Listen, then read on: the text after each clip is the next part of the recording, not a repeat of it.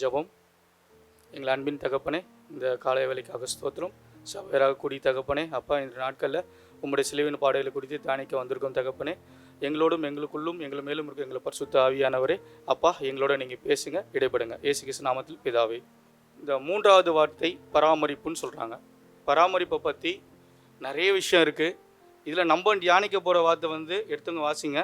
யோவான் 19ஆம் அதிகாரம் 26, 27. அப்போது இயேசு தம்முடைய தாயையும் அருகே நின்ற தமக்கு அன்பாயிருந்த சீஷனையும் கண்டு தம்முடைய தாயை நோக்கி, ஸ்திரீயே, அதோ உன் மகன் என்றார். அதோ உன் மகன் என்றார். போதும். ஸ்திரீயை பார்த்து என்ன சொன்னார்னா, அதோ உன் மகன் என்றார். இப்போ ஸ்திரீ என்ற வார்த்தை வந்து இயேசு கிறிஸ்து இந்த பதத்தை யூஸ் பண்ணியிருக்காங்க. இதே வந்து பார்த்தீங்களான்னா யோவான் 2ஆம் அதிகாரம், அதை எடுங்க, 1 to 5 படிங்க. 2ஆம் அதிகாரம் 1 to 5. 3ஆம் நாளிலே கலிலேயாவில் கானாவூரிலே ஒரு கல்யாணம் நடந்தது. படிங்க. இயேசுவின் தாயும் அங்கே இருந்தாள். இயேசுவும் அவருடைய சிஷ்யரும் அந்த கல்யாணத்துக்கு அழைக்கப்பட்டிருந்தார்கள். திராட்சரசம் குறைவுபட்ட போது இயேசுவின் தாய் அவரை நோக்கி, அவர்களுக்கு திராட்சரசம் இல்லை என்றாள். அதற்கு இயேசு, ஸ்திரீயே, உனக்கும் எனக்கும் என்ன, என் வேலை இன்னும் வரவில்லை என்றார். அவருடைய தாய் வேலைக்காரரை நோக்கி, உங்களுக்கு என்ன சொல்லுகிறாரோ அதன்படி செய்யுங்கள் என்றார். போதும், ஸ்தோத்திரம். இப்போ அந்த ஸ்திரீன்ற வார்த்தை யூஸ் பண்ணியிருக்காரு இல்லையா, ஸ்திரீயே அதோ உன் மகன் என்றாரு. அதுக்கு முன்னாடி பார்த்தீங்கன்னா 30 வருஷம் வரையும் பார்த்தீங்கன்னா இயேசு கிறிஸ்து தாய் தகப்பனுமாருக்கு அடங்கி அவங்க சொல்கிற வேலையை செஞ்சுட்டு எல்லா பலத்திலையும் வளர்ந்தார். அவர் பிதாவுடைய ராஜ்யத்தில் குறித்து பிரசங்கம் பண்ண வர சொல்ல அது அற்புதம் கானாவூரில் செஞ்சாங்க. அங்கே செய்ய சொல்ல தானே திராட்சரசம் குறைவுப்பட்டது. அவங்க அம்மா போய் சொன்னாங்க, இது போல் வந்திருக்குப்பா, குறைவாக இருக்குது, என்ன கிடையாது, என் வேலை இன்னும் வரல.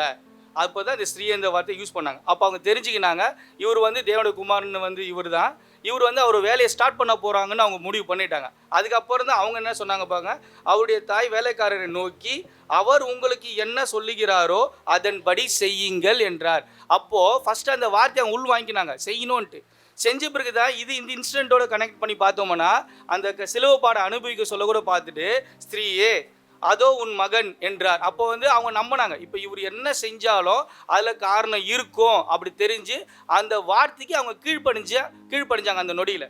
அடுத்து இது பார்த்தோம்னா 27 படிங்க. யோவான் 19, 27. பின்பு அந்த சீஷனை நோக்கி, அதோ உன் தாய் என்றார்.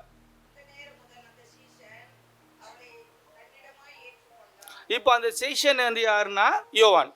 அவர் எப்படி இருந்தாருன்னா ரொம்ப இயேசு கிறிஸ்துக்கு அன்பான சீஷன். அவர் என்ன சொன்னாலும் அவர் சீக்கிரட்லாம் சொல்கிற அளவுக்கு அவங்க ரொம்ப ரொம்ப பெட்டாக இருந்தாங்க. இப்போ அந்த லூக்கா 9ஆம் அதிகாரம் எடுத்து படிங்க, 28லேருந்து 35 வரையும்.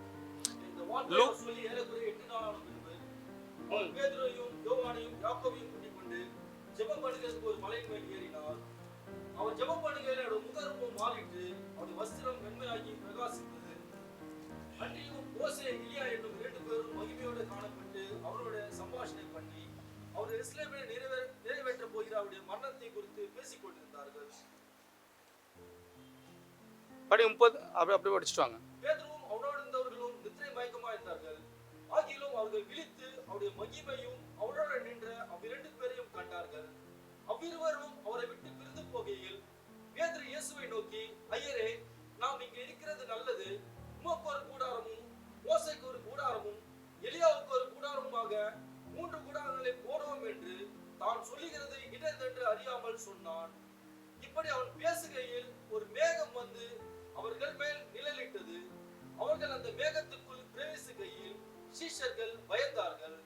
அப்பொழுது, இவர் என்னுடைய நேசகுமாரன், இவருக்கு செவி கொடுங்கள் என்று மேகத்திலிருந்து ஒரு சத்தம் உண்டாயிற்று. போதும்பா.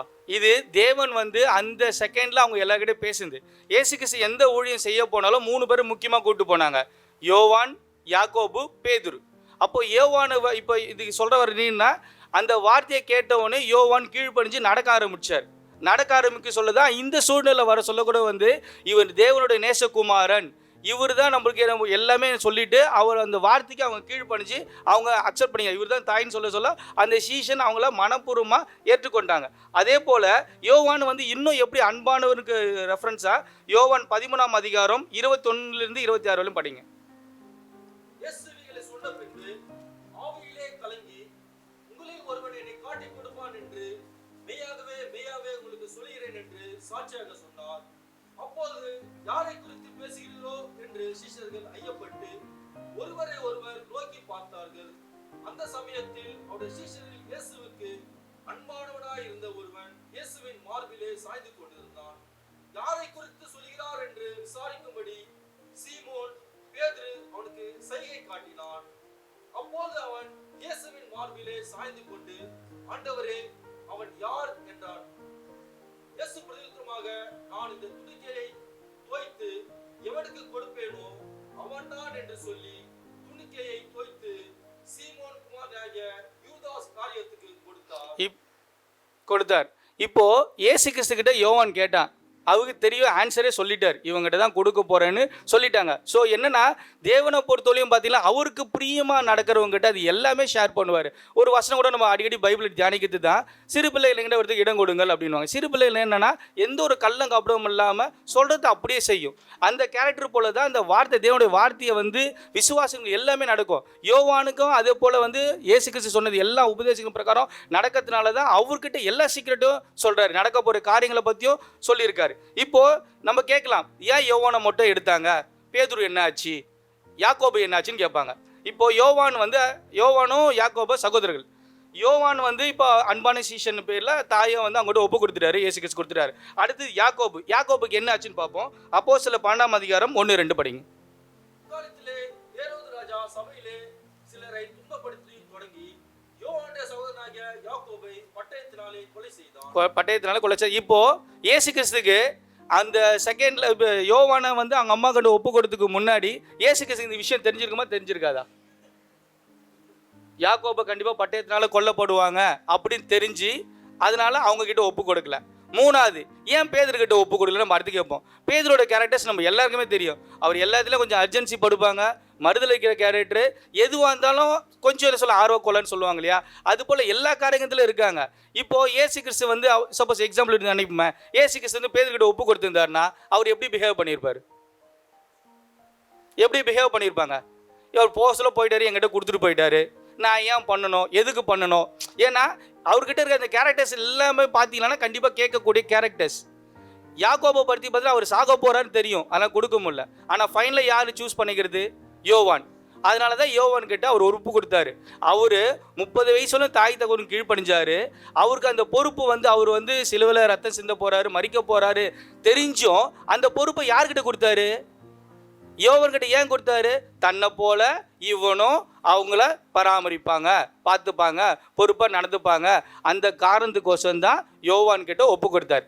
இப்போ யோவானுக்கு கடவுள் கொடுத்த கிரேஸ் பாருங்க. யோவானுக்கு மொத்தம் 5 நிருபம் வேற கடவுள் கிருபை பாராட்டினார். ஒன்று பெரிய பிரதான இது வெளிப்படுத்தின விசேஷம். ரெண்டாவது யோவான். அடுத்தபடி பார்த்தீங்கன்னா 1 யோவான், 2 யோவான், 3 யோவான்.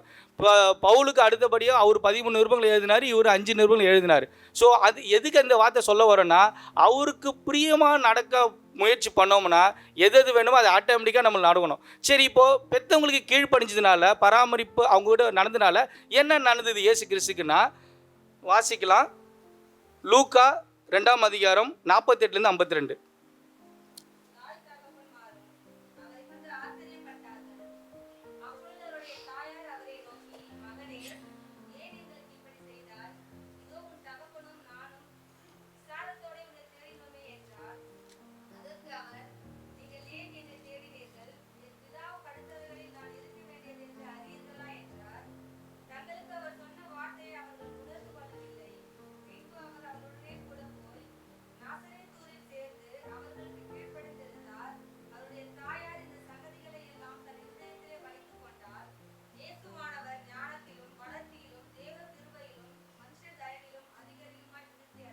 இது அந்த திரும்ப அந்த வசனத்தை படிங்க.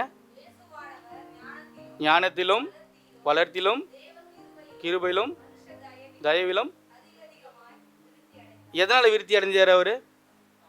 தாயும் தந்தையும் வந்து அவர் கீழ்ப்படிஞ்சு நடக்க சொல்ல, இது அவர் எதுவும் தேடி போல, இது எல்லாமே ஆட்டோமேட்டிக்காகவே தேவன் எங்களுக்கு கொடுத்தாங்க. ஸோ இதுதான் இந்த பராமரிப்பு உண்டான காரியங்கள். இது பழைய ஏற்பாட்டு சபைகள் நடந்தது. இயேசு கிறிஸ்து உயிரோடு இருக்க வழியோ பழைய சபை நியாயப்பிரமாணம் பழைய காலகட்டங்கள் இருந்தது.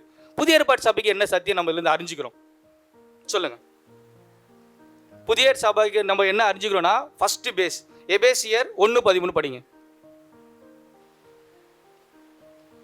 நீங்கள் உங்கள் ரட்சிப்பின் சுவிசேஷமாகிய சத்திய வசனத்தை கேட்டு விசுவாசிகளான போது வாக்குத்தத்தம் பண்ணப்பட்ட பரிசுத்த ஆவியால் அவருக்குள் முத்திரை போடப்பட்டீர்கள். அவரை விசுவாசிக்கிற யார்? நம்மலாம் யாரு? பரிசுத்த ஆவியினால முத்திரை போடப்பட்டவங்க. இப்போ நம்ம முத்திரை போடப்பட்டவங்களை விசுவாசிக்கிறவங்க கை தூக்குங்க.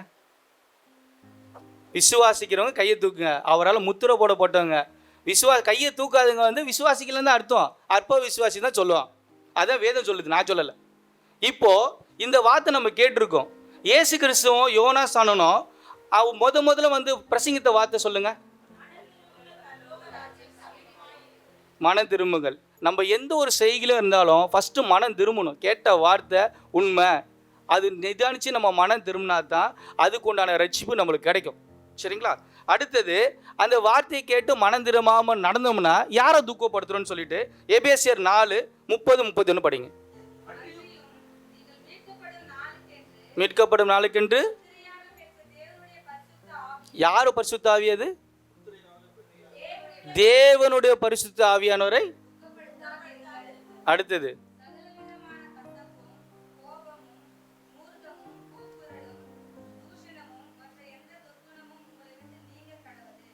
இந்த கேரக்டர்ஸ் நல்லாவே தெரியும் நம்ம கிட்ட இருக்கு. பரிசுத்த ஆவியில முத்திரை போடப்பட்டாலும் இந்த கேரக்டர்ஸ் நம்ம இருக்கு. இதை விட்டுட்டு நம்ம மனம் திரும்பினா தான் நம்மளுக்கு பரலோக ராஜ்யம். இப்போ இந்த சொல்ல வந்துட்டோம். கன்க்ளூஷன் என்ன கொடுக்குறோன்னா எபேசியர் 6:2-3.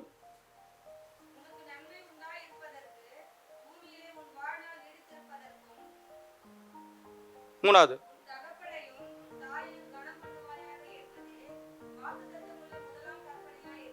ரெண்டு பழைய ஏற்பாடுலையும் புதிய ஏற்பாடுலையும் சொன்ன வார்த்தை என்னன்னா, உன் லைஃப் டைம் நல்லா இருக்கணும்னா உன் தாயையும் தந்தையும் கனம் பண்ணுவாயாக. எத்தனை பேர் விசுவாசிங்க இந்த வார்த்தையை? இது என்னன்னா கிறிஸ்தவம் நம்ம பேரோடு விட்டு போயிடும். இதே நார்த் இந்தியன்ஸ் பார்த்தீங்களான்னா பெரியவங்களுக்கு கனம் பண்ணுவாங்க, காலில் வந்து ஆசீர்வாதம் வாங்காங்க. நம்மளுக்கு இது ஆசீர்வாதங்கள் கிடையாது. பெரியவங்க சொல்கிற வார்த்தையை கேட்டு ஒழுங்காக நடந்தாலே போதும் இருந்தாங்க.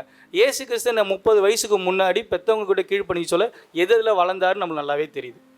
இப்போது இந்த அகமத்தில் சொல்லியது என்னதுன்னா, அவர் பெற்றவங்களுக்கு கீழ்ப்படிஞ்சால் என்னென்ன நடக்கும்னு நம்மளை எல்லாமே தியானிச்சிருக்கோம்.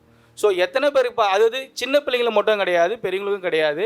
நம்ம அந்த வார்த்தையை கேட்டு உண்மை நடக்க சொல்ல தான் அந்த மனம் திரும்புதல் நமக்கு கண்டிப்பாக உண்டாகும். இப்போ இன்னொரு வசனம், பிரசங்கி 12:1.